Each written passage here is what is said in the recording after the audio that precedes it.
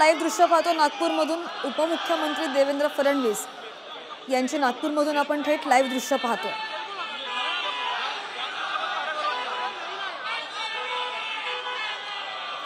आणि नागपूरमध्ये आल्यावर उपमुख्यमंत्री देवेंद्र फडणवीस यांचं त्यांच्या कार्यकर्त्यांकडून आणि समर्थकांकडून जंगी स्वागत होताना आपण पाहतोय। फडणवीसांमधून आज देवेंद्र फडणवीस आज दिल्लीमध्ये अमित शहांची भेट घेणार आहेत। नरेंद्र मोदींची सुद्धा ते भेट घेऊ शकतात। सध्या उपमुख्यमंत्री देवेंद्र फडणवीस हे नागपूरमध्ये पोहोचलेत आणि ही दृश्य आपण पाहतोय कार्यकर्त्यांकडून त्यांचं जे जंगी स्वागत होत आहे त्याची।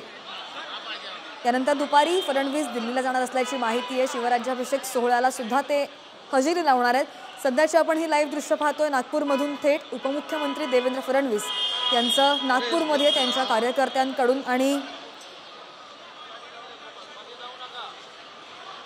यांचे जंगी स्वागत। सरकारमधून बाहेर पडल्यानंतर पहिल्यांदाच ते नागपूरमध्ये पोहोचले आहेत, तरी सुद्धा कार्यकर्त्यांचा आणि समर्थकांचा हा त्यांचा प्रतिसाद आणि नागपूरमध्ये आल्यावर त्यांचं हे जंगी स्वागत। तर हार आणि पुष्पगुच्छ देऊन सुद्धा कार्यकर्त्यांनी समर्थकांनी पदाधिकाऱ्यांनी त्यांचं स्वागत केलेलं आहे। आणि दुपारनंतर फडणवीस दिल्लीला जाणार असल्याची माहिती आहे। आपण पाहिलं की काल उपमुख्यमंत्री देवेंद्र फडणवीसांनी जे वक्तव्य केलं त्यामुळे राजकीय वर्तुळात बऱ्याच चर्चांना उधाण आले आणि त्यानंतर आज फडणवीस अमित शहांची दिल्लीमध्ये जाऊन भेट घेणार आहेत। त्यामुळे त्यांच्यामध्ये काय चर्चा होते हे सुद्धा पाहणं महत्त्वाचं असेल। आणि या संदर्भात अधिकची माहिती घेऊन आमचे प्रतिनिधी जितेंद्र शिंगाडे आपल्या सोबत आहेत। जितेंद्र, सरकारमधून मोकळं करण्याची इच्छा काल त्यांनी व्यक्त केली आणि आज पहिल्यांदाच ते इच्छा व्यक्त केल्यानंतर नागपूरमध्ये आलेलं आहे। जंगी स्वागत त्यांचं आपण पाहिलंय।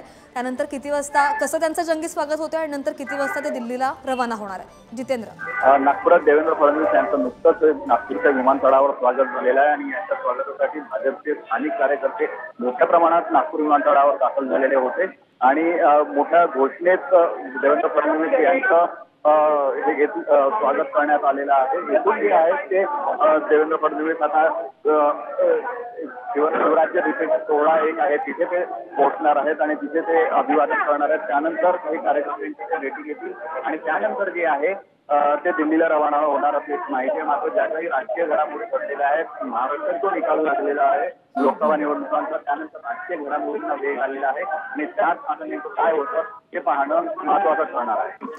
बरोबर, आपण इथे दृश्य पाहतोय नागपूरमधून फडणवीस आहेत, बावनकुळे सुद्धा दिसत आहेत। कार्यकर्त्यांच्या आणि समर्थकांच्या पदाधिकाऱ्यांच्या काय भावना आहेत जितेंद्र?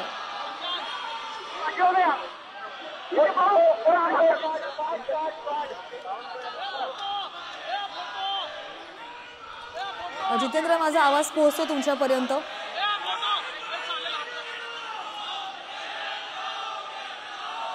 तर आमच्या प्रतिनिधींचा संपर्क तुटलेला आहे, पण त्यांना पुन्हा कनेक्ट करण्याचा प्रयत्न करू। थेट आपण दृश्य पाहतोय नागपूरमधून उपमुख्यमंत्री देवेंद्र फडणवीस हे नागपूर विमानतळावर पोहोचलेले आहेत आणि त्यानंतर आपण पाहू शकतोय की पोलिसांचा सुद्धा मोठा फौजफाटा तैनात आहे आणि त्यांचं कार्यकर्त्यांकडून जंगी स्वागत करण्यात येत आहे।